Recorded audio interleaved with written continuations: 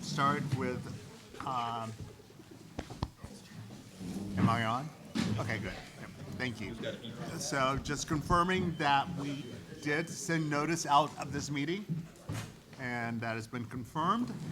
If we would all please stand for the Pledge of Allegiance.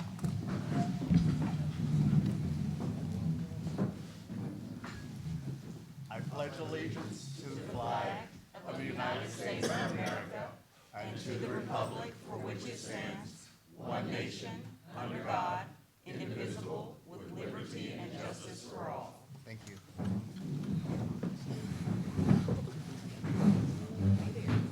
I will now entertain a motion to approve the agenda. So moved. Thank you. Moved and seconded. All in favor? Okay. Good. All right, we have one thing today, and it is our our resolution regarding House Bill 581. And Mr. Jackson's going to read it. Okay, sorry.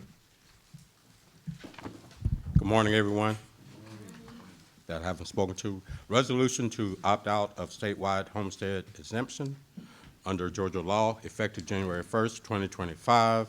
A statewide homestead exemption, House Bill 581, from ad valorem taxes levied by, for, or on behalf of the state or any county, consolidated government, municipality, or local school district in this state is authorized subject to an opt-out provision provided through certain procedures. HB 581 benefits property homeowners in counties that do not already have a homestead exemption. The district has examined the advantages and disadvantages of this legislation, held public informational hearings, presented information to the Board of Education, and discussed the implications of this exemption with the Assessor's Office. 3 public hearings on this matter were held in accordance with OCGA 48-5-44.2I, stating the board's intent to opt out. A required advertisement was placed in the newspaper, media notices were provided, and the information was placed on the district's website. Because of a favorable homestead exemption already exists for the property homeowners of Chatham County under the Stevens Day bill, it is recommended that the board does now exercise the option to opt out of HB 581 and authorize the board president to sign the enclosed resolution to be filed with the state. The resolution has been reviewed by the board attorney, and the superintendent supports this recommendation. Thus, be it resolved that the Board of Public Education for the City of Savannah and the County of Chatham does approve the resolution to opt out of the homestead exemption and directs staff to provide all necessary documents, including a certified copy of the enclosed resolution, to the Georgia Secretary of State no later than March 1st, 2025. I will accept. So moved. Been moved and seconded. Discussion? Mr. Katchmar. I know there's a lot of confusion about HB 581. I know there's a lot of things pending in Atlanta at the General Assembly, but nothing's been passed that we're aware of. I go back to what I raised at our earlier hearing, and please somebody correct me if I'm wrong. My understanding of 581 is the taxpayer gets, for our county, the better of Stevens Day or 581 or fair market value. So if we opt out of 581, we have Stevens Day, and we don't have the backstop of 581. So I don't see the benefit of opting out. To me, it would make more sense to opt in because you get Stevens Day or 581 as a taxpayer or fair market value. You also, I I understand the potential harm to the district, but, you know, we represent both. All right? So I think I'm gonna not vote in support of opting out, because I haven't had a really good explanation of why. And there's, in my mind, false information out there. People have contacted me and said, please, opt out, otherwise Stevens Day goes away. My understanding is that it's not happening. So, I'm willing to be educated and somebody can clarify my understanding, but as it sits today, I think I'd prefer to opt in. Knowing that who knows what's gonna come down the road, but we can only deal with what's in front of us. Anyone else? Yes, Dr. Howard Hall. Yes, based on from what I'm hearing, it's best that we opt out, because if we don't opt out, we're gonna miss out on benefits regarding our CPI calculations. And if that's the case, that can have an impact on our decisions when it comes to millage rate.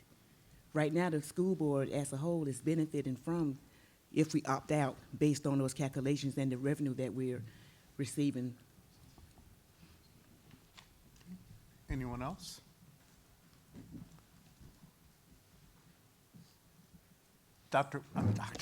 Ms. Grabowski. So I hear Mr. Catchmar. I think that if we opt in, then we know that there is going to be this kind of two sets of data that has to be processed and evaluated. Granted, we don't have to do those calculations. My concern is it will create this potential even more misinformation. We've seen the amount of misinformation and confusion that has come out of this 581 legislation. You know, I don't know where this information started from, that Stevens Day was going away. Like, I have no idea how it even started, but we know that it got out there, and it's been very hard to put that genie back in the bottle. And so from I guess, a process and a manpower and a clarity of information standpoint, I just see if we have two parallel systems that are basically doing the same thing, I don't see a compelling benefit of creating the second system when the net result, typically it's gonna be about the same at the end of the day. It just creates this another layer of potential confusion, especially if it ends up ping-ponging back and forth from one year to the next. And again, the intention, as we understand from our own legislators who created the initial legislation here for Chatham County, the intention is to take that same idea statewide. So if we already have that in place here, I don't know why we would want to try and duplicate or change something that's worked really well for us locally in place of something that still has these unknowns that could change at the whim of the state legislature. And then we wouldn't have that same ability to look through our own local lens. Dr. Ringman? I agree with Sean, options, and nobody has told us that by having this as an option for our taxpayers, when they choose which exemption to use, nobody said that there's gonna be a negative consequence to the taxpayer. Mr. Catchmar? And to both of those points, I mean, they're really good points. The issue is we don't know. Right. We're being asked to vote on something with incomplete information. There's no process in place. We don't know if we're just gonna get this with, here's a calculation, and because you, under your property, benefit from the 581 calculation or the fair market value calculation, that's what you get. I don't know if we even have to make a decision. It may just be you get the lowest, period. So I don't know how it's gonna play out, but we have incomplete information, right? So the more options for taxpayers, the better, is kind of where I'm coming from, with admittedly incomplete information. Dr. Hoskins Brown. Thank you. Yeah, this is kind of the basis of my question to our tax commissioner in our earlier session. And I don't know if maybe Mr. Jackson or somebody on our team can restate her position on whether, her position that there was no way to lose because of her interpretation of the ability to opt out at another time. Do we know if that was conjecture, or is that something, those are changes in the bill that's already happened?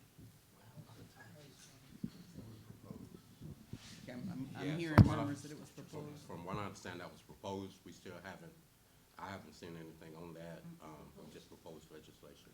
Okay, so her confidence in not being able to lose either way was on the basis of the potential passage of things that are proposed. And as they are, so, Mr. Kaczmar's, Mr. Kaczmar and Ms. Grabowski's statements are based on a summary of what is already in the bill that has not changed. Okay. All right, that answers my question. Anyone else? So, for good or bad, when this was put on the ballot, people voted for this. Now, understanding that a lot of people that voted for this, me included, had no idea what you were voting for, but but it looked good at the time. And at the end of the day, for me personally, is looking at what is best for taxpayers and what's best for taxpayers. That combined with, this is just a big question mark right now. And we have, we're about to vote on something that we have no clue what the end result will be. That gives me pause. So, anyway. Yes, When this passed the state so well, it was because, as the commissioner said, like 5 or 6 counties out of the 50 plus counties have an exemption. So we're in this oddity of, we have an exemption, why do we need another one? Where a lot of other counties are really looking at it like, this could really help the taxpayer, but really also hinder governmental funding at all levels, where I have stepped back from thinking it's going to be some doomsday scenario of a lot less money. It probably is going to flex a little bit here or there, maybe, depending on if they use CPI or, as Ms. Campbell's telling me, CPI-U, which then might not benefit the taxpayer if that raises faster than base CPI. So I'm all for options, but this is a heck of a lot harder conversation for counties where they're now having to think about their constituents versus their coffers. And I'm glad we aren't really in that, I don't think, that much of a squeeze. But it is unfortunate that we have legislation go through, get passed, that nobody from the state can really definitively tell us how it's going to affect both the consumer, taxpayer, but also the entities that it's going to fund. And that just is piss poor. I mean, that's just like, I've asked, like, for somebody that has a home this much, tell me in a county that doesn't have a Stevens Day what this is going to look like, and they still can't give you. They should have forms like this for every county if they wanted this to pass, and if they truly wanted it to be, if the people that passed it truly wanted this to be an option for all taxpayers, then it should have just been, if this passes, it becomes the law of the state, not, oh, and now we're going to put it back on those other, and that's passing the buck, put it back on those other governmental entities to opt out and be the bad guys for opting out. If they wanted everybody in the state to have an exemption like Stevens Day, they should have duplicated it and let the whole entire state vote on it, and if it passed, then every county runs that way. And it's very odd that they've got this backdoor stuff happening. I'm just glad that we've always funded off of an exemption, and this isn't, as we think, really too far away from what we're already doing. So I'm all for options still. Okay, Ms. Grabowski, then Ms. Hall. So just to, quickly to your point about, you know, if they want it to happen, do it statewide. Georgia's a very strong home rule state. And as someone who works in that world a lot, if the state usurps home rule power on one level, then it has potential to trickle down into other levels. So to that extent, even though that's what the state said they wanted, if they were to start interfering with home rule, that would have a whole lot of other trickle-down implications. So I can't read the mind of the state legislature, but I would say that's probably why they're doing it, is to maintain that home rule that is very fundamental to so much of Georgia law. I have a question. Where's Mr. Dennison? I don't know if this is a Dennison question. So do we have any examples of something like this where local authorities are given an option one way or the other, and then there's a change at the state level to what we actually had to decide? Charter schools. So if we were to carry this 581 forward, if there were some significant change at the state level and we had a crystal ball, would we have a chance to go back and reevaluate the decision we make? We don't, I know we don't know. I guess I'm just trying to, I think it is possible to enter into an arrangement based on past experience. I'm sorry. It is possible to enter into an arrangement, a general arrangement, and then see the specifics modified over time without having the same agency over the decision. You've seen it happen in other contexts, said like charter schools. Okay, so Ms. Hall, then Dr. Howard Hall. I just want to say, I mentioned this before, I hear several people Microphone, please. mentioning that we want to do what's best for the taxpayers. And I continue to say that the best thing we could do is make sure that every single person we know in Chatham County who has a home, make sure that they are enrolled in Stevens Day. That would be a definite positive contribution we could make to the citizens and taxpayers. Howard Hall, Dr. Howard Hall. Yes, politically right now, we are at the brink of the unknown. But what we do know is the benefits of Stevens Day. And what we do know is the benefits of Stevens Day, not only for our taxpayers, but for our school district. So since we do know, that is my reason for wanting to opt out. Because right now, we don't know what lies ahead for public education, because we are at the brink of the unknown. So I was just handed this note. Apparently, HB 92 passed the House yesterday and is headed to the Senate. Revisions That's the revision. is March It 31st. extends the March 31st, it extends the deadline to March 31st for opting in or opting out, If passed. if passed. It's still not definitive. No, it is not. But again, so that might extend it to March 31st. What day does it have to pass and make it to the governor's desk to be March signed? 31st. March 31st. Well, So- automatically March 1, because that's our current deadline. Yes, What, Right. yes, yes. under the current. So we could try to push this to the last day of February. Yeah, that's not so enjoyable. So, yeah, part of the challenge on it, on this tight deadline is, and interestingly, this law was written that you couldn't start any action on this, i.e. January public 1st. hearings or otherwise, until the law went into effect, which was January 1. And then you had this state deadline to have all of this information filed with the Secretary of State by March 1st. So that means Mr. Jackson's team has got to get all of the information on everything that we've done to hold the hearings. We're going to have to certify the action today. We have to approve the minutes right after this meeting, so that can be put into the packet as well, not get caught on a technicality. And all of that has to be double-checked and sent to the state by March 1st, and we have to make sure that they receive it. So we're really on this very unique deadline, And wherein, when it all started back to January 1, we, right out of the gate, had a limited window to get all of this done by March 1st. And what just happened still has to go through the Senate, and we just don't know. Okay, anyone else?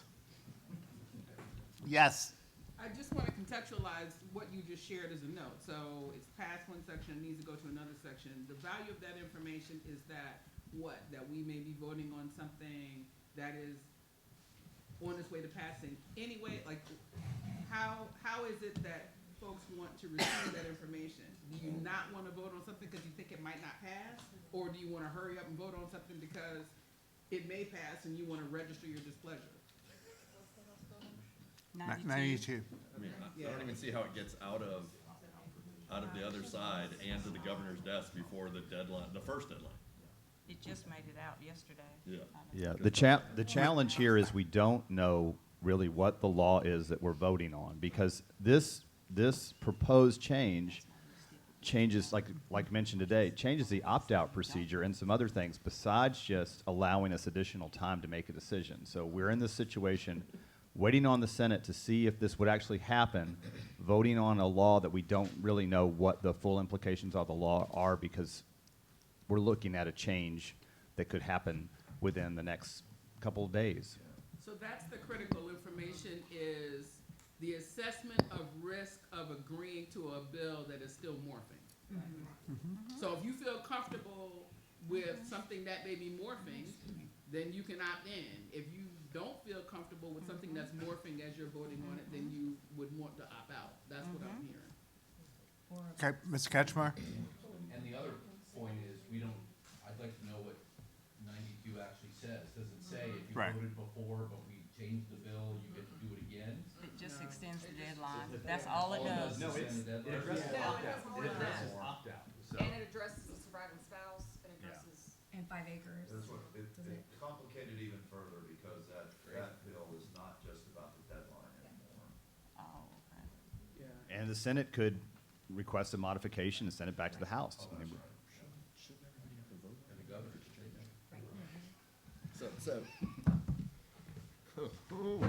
This kind of goes to Mr. Dennison's point of agency, because now we are currently wanting to vote on what the voters voted on, 581. That might be We are, not what it is. but right now, it might not even be that, and they've changed what voters voted on. Yes, if 92 is now saying spouse, that's a different than what the initial thing was that voters voted on in November. If it's 5 acres, that's different than what voters approved in November. It's very odd that they're able to change some of the criteria on something we're voting on when it was taken to the entire state electoral, and now they're just changing it willy-nilly without it going back to a full state vote is back to, I think that's where you're saying that the state sometimes just decides to change things once you're in, or while you might be deciding to go in. I mean, that's shady to me. But I don't know that the referendum included that level of detail, did it? I don't think that it did. I think the referendum was the principle of would you support legislation to make this change? I don't know that it got into spouse and acreage and all that. So then, yeah, then it's up to the legislators to flesh out those details. The referendum was, do you support this change to the details will be in the breast of the state, as we can see going Yeah. forward. The Stevens Day is in the breast of the local legislators. Well, you can already see that they're willing to change agency very quickly. All right. So, Yes. do we feel comfortable voting on something that we don't know what the finished product is that we're voting for? That's where we are. Yeah. Well, we have a week and a half unless something happens. Yeah, I don't want to be contrary and push anything off and inconvenience anybody. It just feels a little, Welcome to government. yeah. Sean is on today. I mean, But will it yeah, change? you're not wrong. We don't know. We don't know that. We don't know, that's the thing. Well, that's how Connie feels. She can share Yeah, yeah. Thank you, Ms. Hall.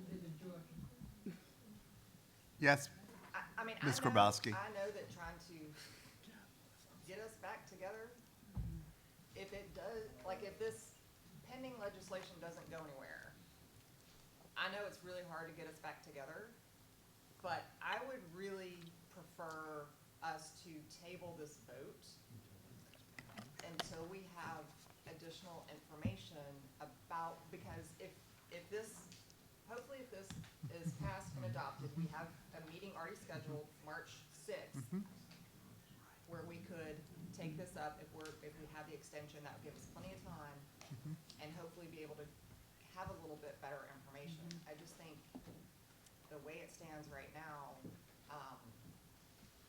and I hear Mr. Hediger on the deadlines. So, Yeah, but next week. We would, I understand, understand. The first is a Saturday.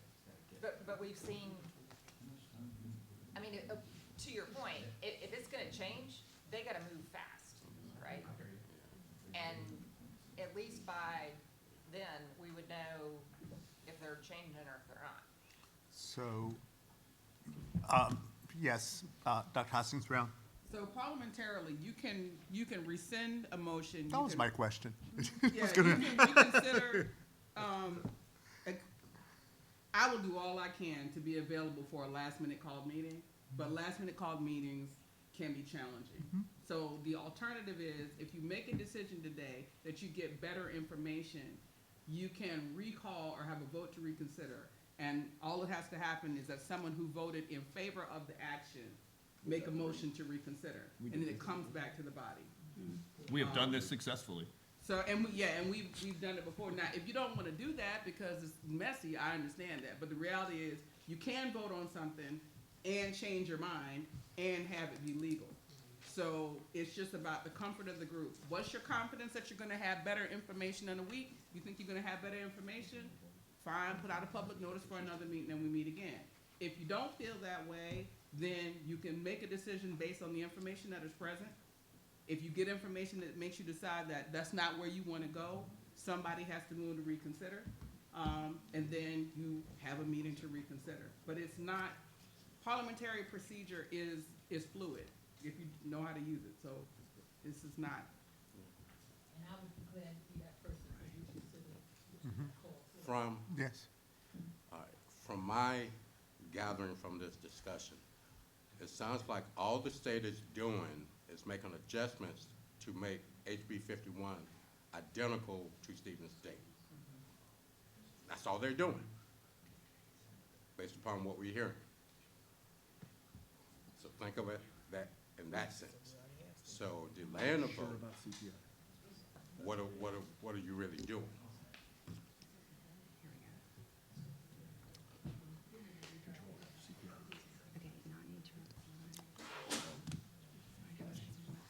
Okay, not need to. Yes. So, I'm just gonna call the question.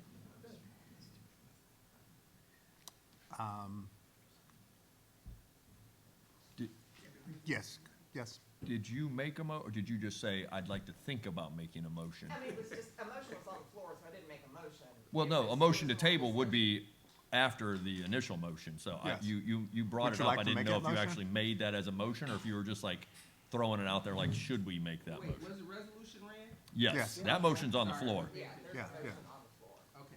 but I just didn't wanna, I was bringing it up for discussion. to Discussion, see okay. If I that didn't- would be something that was of more palatable to the board. I just wanted to clarify. I didn't wanna go over top of your motion if. Okay, Ms. Campbell? Based on HB 92, and I think, had you pulled it up also, Ms. Grabowski? So one of the things that gives me a little pause, which is why I was saying this, is because it says to revise definitions, to provide for related matters, to provide for an effective date, to repeal conflicting laws. So when one of the issues has been, one thing that I have heard specifically is, does this mean that Stevens Day is going away?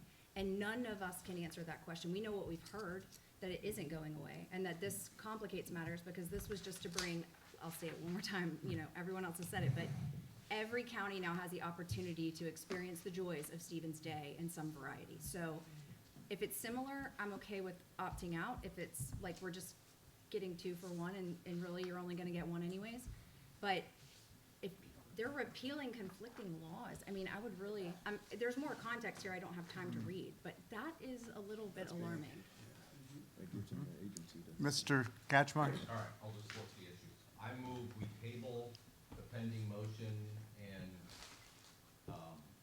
try to schedule something 48 hours before March 1, so the board can make a decision, and we give, time for the General Assembly to do whatever it did. 48 hours enough? He said he would drive it up there. We're gonna have to drive it up there if it doesn't pass. Mr. Ketchmark, to clarify, would your motion be at least 48 hours before the deadline is established by the state? Sorry. So then if it My changes to intent March was- 31st? Right now, the deadline is March 1. Right. I want to give our folks enough time to gather what we need to gather and get it wherever it needs to get to. And in my mind, I'm thinking of the Blues Brothers where they're being followed by the. That's what it's gonna be. That's what it is. Chief can escort me. They gotta get to the tax commissioner office to say I thought we were doing Smokey and the Bandit. So I got dibs on shotgun and Larry's car. In all seriousness, like, the current deadline is March 1. I want to give our staff enough time to get the information there, and I should withdraw the arbitrary 48 hours. So let me withdraw my motion and restate my motion. I move that we table the current pending motion to give us more time to see what the General Assembly is doing. And if we have to reconvene next week to meet the March 1 deadline, we do that. I'll second that. Okay, so moved and seconded, yes.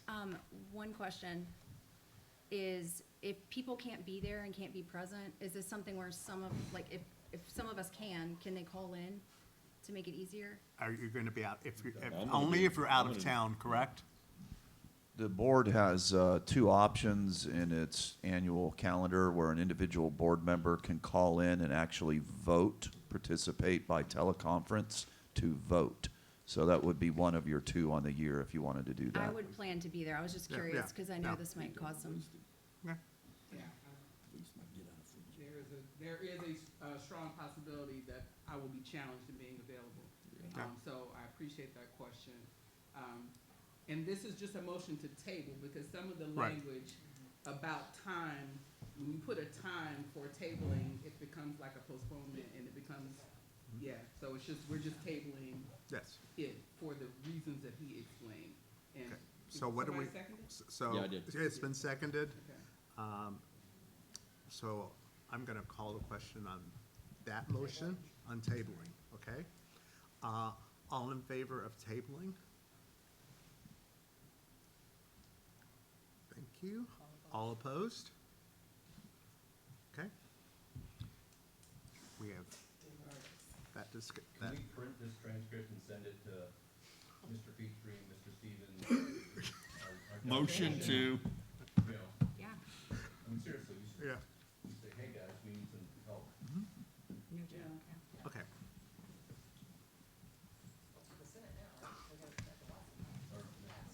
Oh, we could send it to Watson. Both of them. Okay, Yeah.